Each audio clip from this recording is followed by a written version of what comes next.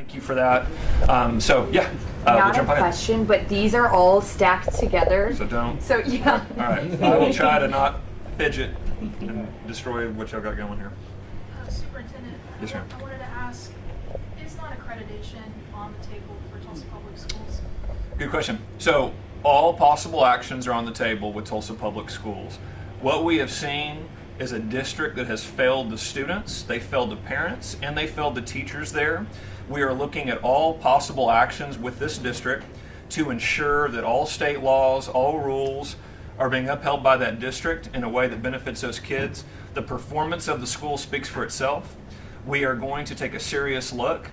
The board and I will take this very seriously because we are acting on behalf of those students to ensure that they have a great education. So all options will be on the table. Superintendent Walters, why do you say the issues with Tulsa Public Schools are so severe?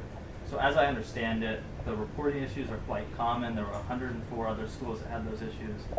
And then that embezzlement issue, I think Fletcher resigned immediately. They're suing him currently. And I think 4 other districts we've heard had the same issues. So why in particular is TPS being singled out? And are there any other issues other than those listed from the accreditation office that are being looked into? Yep, thank you for the question. So we are, Tulsa is unique in the scope of the money that we're talking about. We have also seen in their reporting that they intentionally misled in their reporting on how money was being utilized inside the district. We want to do a deep dive on some other issues we've had with their reporting to the State Department of Education, which has given us issues in being able to actually see with clarity how money is spent in the district.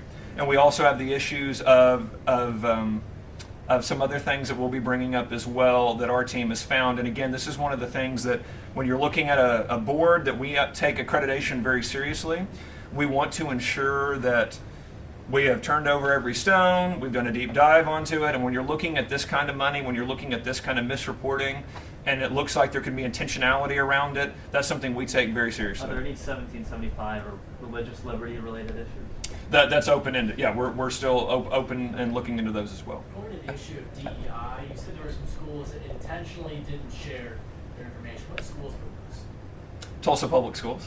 Tulsa Public Schools intentionally did not talk to us about their programs that would have fallen under that category. So that was the reason for the specificity around, look, you've heard my concerns. We've seen diversity, equity, and inclusion programs that have been used to bring indoctrination into schools, to bring critical race theory, things like that. And so what we want is we want to have an open look at what those programs are and taxpayer dollars being used for those programs, because we want an emphasis on academics, not indoctrination. And so it is particularly alarming when districts choose to not be forthright with a simple request that we made. So we are going to make that crystal clear with these new requirements today. I guess I can do one more.